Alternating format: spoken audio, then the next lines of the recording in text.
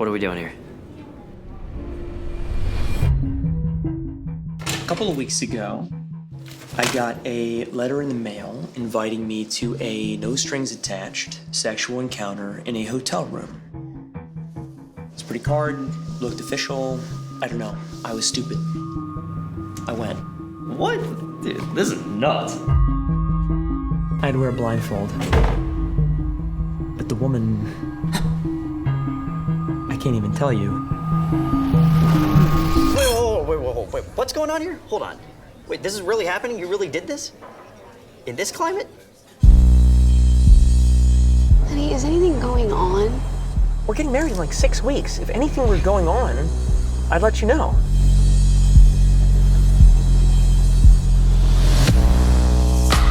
Now I'm suspicious of everyone. Maybe it's your wife. Maybe it's my wife. People are so terrified of stepping out of line.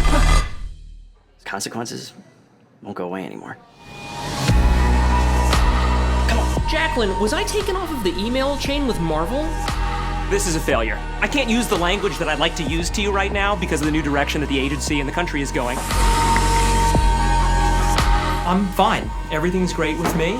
This isn't a midlife crisis. I'll let you know when I'm having one of those. Hey, Jacqueline, perfect timing. So how are you gonna come in tomorrow? Let's call today a wash, okay? How are you gonna look tomorrow when you come in? How are you gonna convince me today that you're better at your job tomorrow? Jacqueline. I think maybe now is a good time we all take a break and reassess what it is we're doing here.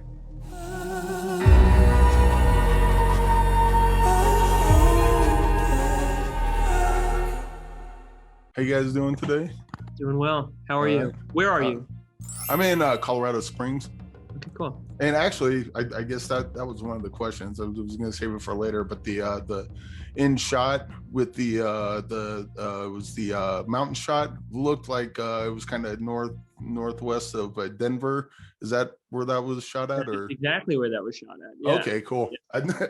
I saw that. I'm like, I've never seen it from that angle because I haven't been in a plane up that. Yeah. But like I recognize that pass. Yeah, exactly. I guess the first real question I have is this is your first co-directing feature, and I guess the question is, how do you guys split the directing duties? I've heard you guys talk about how you split the writing duties. You basically just kind of talk it out and then write it later. But how does the day-to-day of splitting directing duties go? I think we're just moving so fast on set that it's like whoever can put out the fire first does it. And like PJ and I have this kind of unified vision and the same sense of humor. So it's like very helpful when we're doing something and we go, yeah, keep doing it like that. Actually give us more of that. Like the most unified that we are is obviously when we're not both on camera. Like PJ does a lot of the control and making sure that I'm not fucking up the scenes that I'm acting in. I'm in the movie a lot. But then like for the opening scenes, it's very much co-directing, like for the Swedish Murder, because we don't have to act. We don't have to put on makeup. We get to wear pajamas if we want to. So yeah, it's kind of just like very fluid. We do the podcast version of the movie, and that's really sculpting the movie's performances in audio form. And then we just show up on set and try and execute that as best as possible. Yeah, there's never like showing up in the morning and being like, all right, you're going to do this, you're going to do this. It's just kind of like, we both have such a good idea ahead of time of what we need in the scene. So it's more just like, how do we get it back to, how we had executed it in the beginning. And like asking ourselves constantly, like, is this working? Like, is that working? Yeah, is that how we should do it? It's more checking in with each other than anybody else, being like, do you feel good about this? Do you feel? And then we're like, all right, let's go talk to him and kind of going from there. So it's probably you get a lot more confirmation on the spot as opposed to, I hope I did this right. I hope I did this right. Yeah. And it's great. We have a very open video village. So like anytime, like we have a live stream to these giant monitors that the producers are at, that like our investors sometimes come to set and watch. And like everybody who's not working presently will kind of be in video village. We have this very open process. I learned so much about making movies from going on other sets and watching how movies are made. So like literally if a production assistant says, what about this? Like, that's a funnier joke. You could do this. We always, if it makes the movie 1% better, include that idea in the thing. So it is really nice to have that many safeguards on set to kind of I guess like encapsulate the movie and make it safer, I guess. Yeah, make it better. So is this Especially like something as complicated as this? It's just nice to have, multiple people making sure you get all the details right and everything, because there's a lot going on. so is this going to be the new band going forward, the Johnny PayPal brothers directing team, or would there be would there be an instance where PJ, maybe you want to do your solo act, so to speak? I mean, like there are projects that PJ and I are writing together, and there are projects that we're writing separately. And I think like the ones that we're working on together will probably be the stuff that we do directing together. Like neither of us has a big ego, and we know that like there are things that some things that we privately have to get out of our systems, like a feature or a short or something like that. But yeah, no, we have a lot of fun bullshitting and making stuff. Yeah, and it's working. I think for the most part, I think Jim and I have kind of struck up this little partnership and company that will definitely pursue various projects. And like sometimes, we'll delegate different duties, but for the most part, I think this will be the brain trust for sure. Sweet. I also have to thank you guys for having Virginia Newcomb in this on the show. We loved her in Death of Dick Long, and then as soon as we heard that she was going to be in the beta test, we're like, oh, this is gonna be so fucking good. This is gonna be so fucking good. Yeah, dude, she's fucking phenomenal. Yeah, she's great. She is. Yeah, you don't have to thank us, man. It was our pleasure working with her. We're lucky to have her. We had auditioned her to play my cop partner in The Wolf of Snow Hollow, and the studio said that she wasn't famous enough yet to play the part. And it was like kind of down to the wires between her and Ricky Lindholm, and we ended up going Ricky Lindholm, who was great. And like, I'm glad that we got to work with her. She made the movie fucking phenomenal. But then I felt so bad, and I was like, I really think Virginia would be fucking awesome to work with. I love her in Death of Dick Long, and she's also just like an incredibly lovely person and talented actress. And then she came and visited LA while we were writing the movie, and she came up and hung out with us in the loft while we were writing. And PJ was like, oh, absolutely. Fuck yeah. She's got to have it. And so like, we kind of like started writing the script more directed towards her because we knew that we wanted to work with her. Also, I checked out because I didn't know a lot of PJ McCabe other than your part in Wolf of Snow Hollow. So I went and checked out 13 Cameras, and I gotta say I'm kind of a little disappointed that if I got the name right, Neville Archambault. Yeah, Archibald. Archibald. Yeah.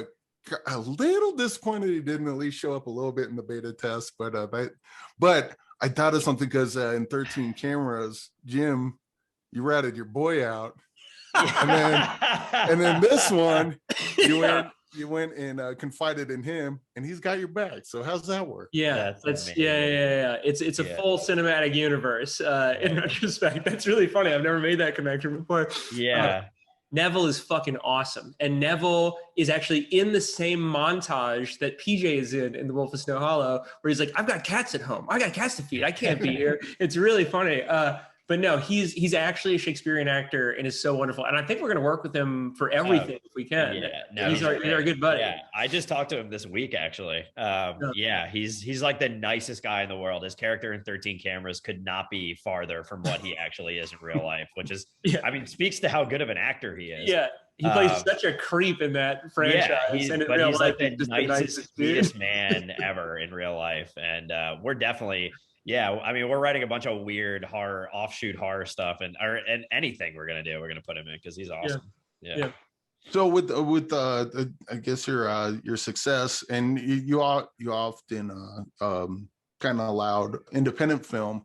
Are there some other stuff that like are you in a place where you get to produce other independent films, or is there some other projects that you can get off the ground that you wouldn't have otherwise, probably before Thunder Road, for example?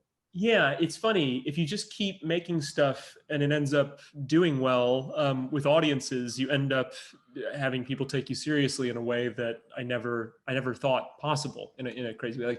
Like we always thought that we'd just be scrapping together money from Kickstarter, like friends and family, to make our stupid fucking movies. And now we've gotten to a place where like, because we're able to deliver such a fun fucking movie, people are asking us what we want to do next. So it has become exponentially easier the more movies that you put out, where people are like, oh, it's not a fluke. They actually might have some talent.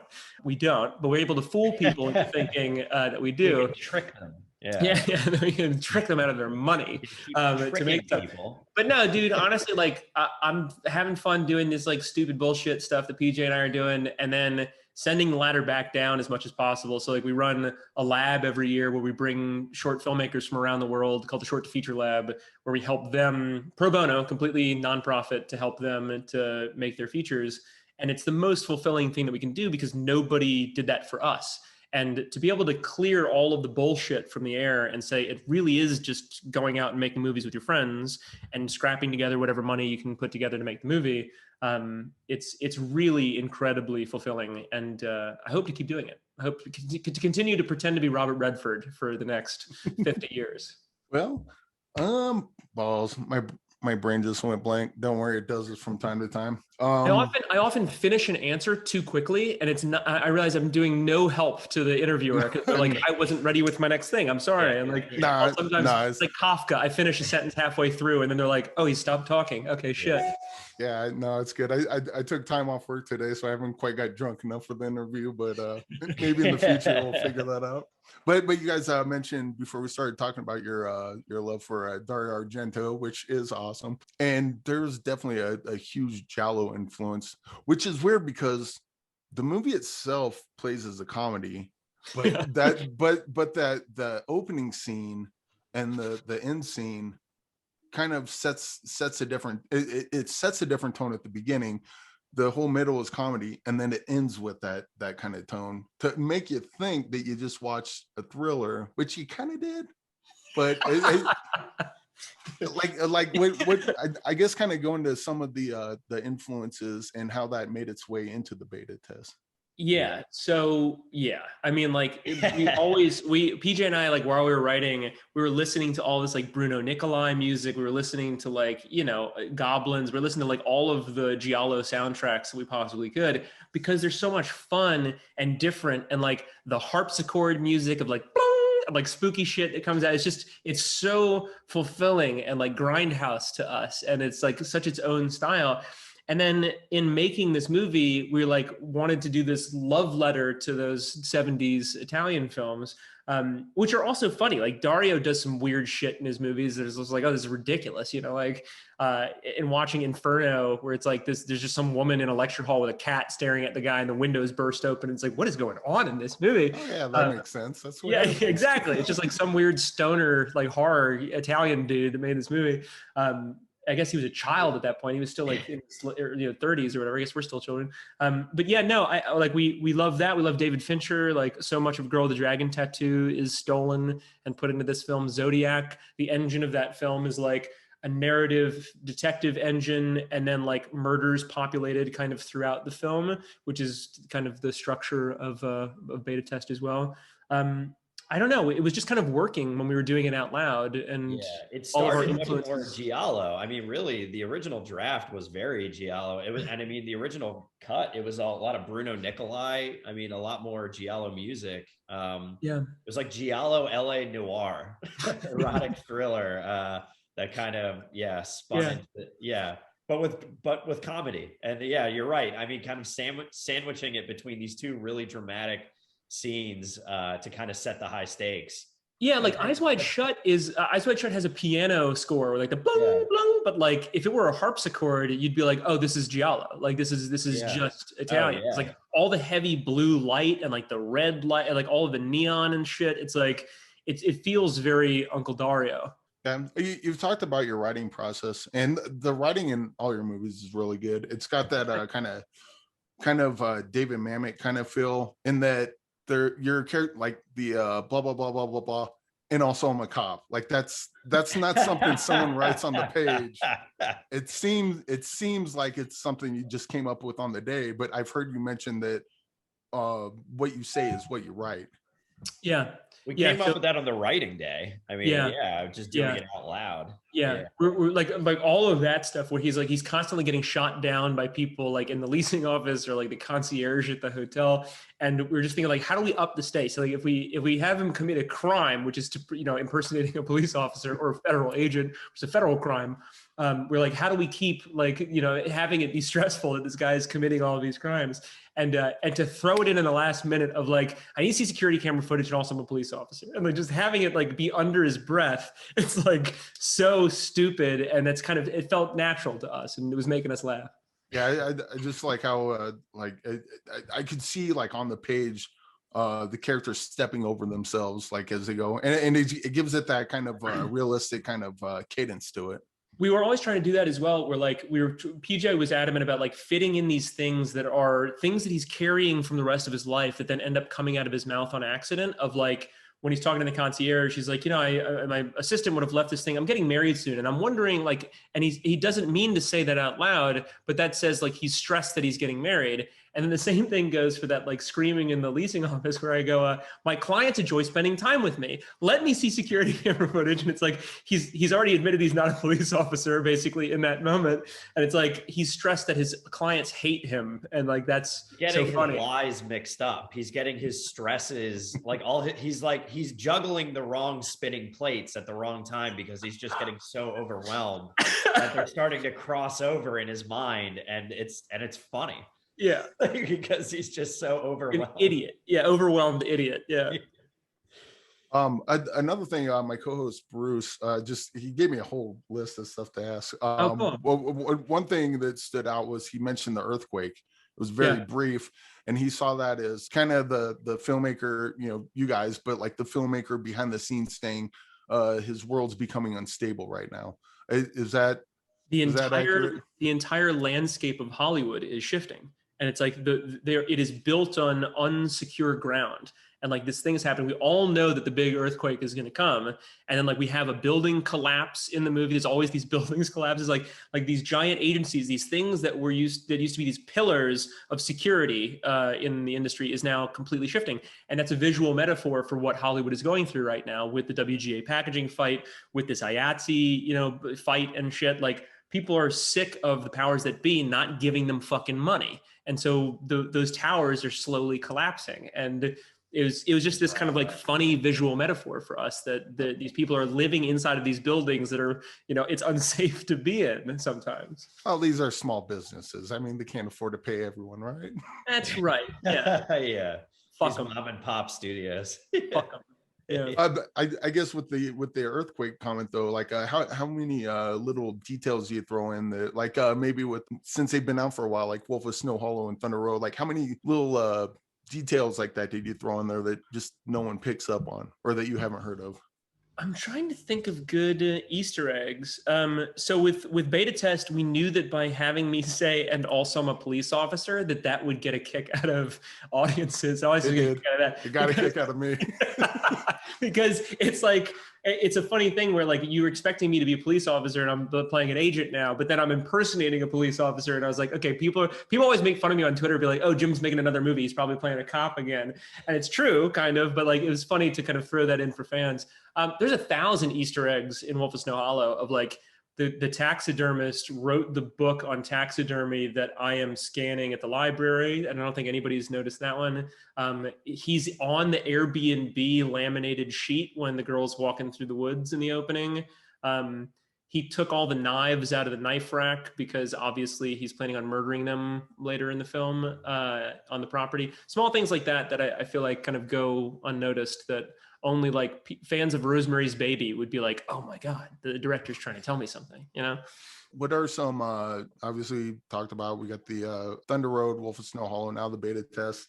We talked about 13 cameras. What are some stuff that you guys worked on in the past that are like, that was really good, but just it never caught on? Like, what are some things that maybe me and others should go back and check out? I mean, PJ's favorite thing that we've done is this fake documentary web series that we did at Sundance 2 years in a row. So we won Sundance in 2016. We had no idea that Thunder Road, the short, was going to do well at the festival, but we had never been. And so we knew that there was going to be a lot of like pomp and circumstance and celebration. And most people go to these big film festivals to like seem cool and be glamorized. And we just tried to make ourselves look as bad as possible. and then we won the festival. We won the grand jury prize. And so the doc series became this thing of like the wrong people won Sundance. And like I get addicted to cocaine and I'm like shouting at my parents and stuff who are like actually my parents in the film. But it's so impressively done. And we like planned it out months in advance, and it's on Vimeo. It's called Sundance 2016. And then the sequel Sundance 2017. But they kind of work well together. They're very funny. Yeah, they're just these. I'm weirdly more proud of that than maybe anything we've ever done, because just narratively and just comedically and just how committed we were, and it's just really well constructed, and just they're like weirdly beautiful, fun, like really good character arcs. I'm so and just like bullshit about the industry that we wanted to put in. Like there's a moment where Dustin, our buddy, says he's playing my manager, and he says, "I fell asleep during the Sony meeting today." And PJ goes, "You fell asleep while they were talking?" And he goes, "No, I was talking." It's just like goofy, weird stuff. And like, I'm convinced, like, yeah, Robert Redford is like an alien, like aliens. And like, if you drink the water, that's probably the best thing that we've done. Like, it makes you crazy. I don't know. It's everyone go watch it. It's my favorite thing we've done. Yeah. Also, I heard other interviews where you talked about your budding masterpiece, the Victorian era. Was that like a Victorian horror that you guys are planning on? Yeah, I think we're finally going to start writing it like next month. We've been writing it for the last year and a half through thousands of conversations and this one big Google Doc, but we're finally going to start writing it in November. It's fucking unbelievable. It is so much fun. And it's one of those things where like, we love it so much, this story, and all it's going to take is us attaching a few people through the script and then going to go knock on doors and see if anybody will actually take us seriously. But it's so beautiful, and it's so scary and funny and poignant and lovable. It's like, it's undeniable. And PJ and I have just been like thrilled to start working on it, because we've been so intimidated. It's like, okay, well, it's so big, I don't know if we could do it. But we've been working on it for a year and a half. It's about time we start writing it. Yeah, we're ready. Oh, I'm sorry. Go ahead. Oh, no, I say we're ready to finally do it. Yeah, we've been building it for so long. It just like, we just need to sit down and put it out there. So what's the I guess what's the roadblock you have as far as writing it? Like, what are you guys having trouble? What hump are you having trouble getting over? It takes place during the Victorian era in Virginia. And it's really just getting the history right, and like late Victorian era, like early days of the transition into electricity for a lot of the world. That the language and the technology are right, but I mean, it's the longest gestation period that we've had in writing something. The beta test took a year and a half to write, and doing the research and making sure it's right. This one's taking longer than that, and it's just we're talking to historians. It's also a race story. It's a story about an interracial friendship, a bit like Thunder Road. But we just kind of want to make sure that we're doing it all right. And I think we are. I think we've done enough research now that we're like, okay, we can do it. Let's stop being intimidated. Let's do it. Yeah. Let's just do it.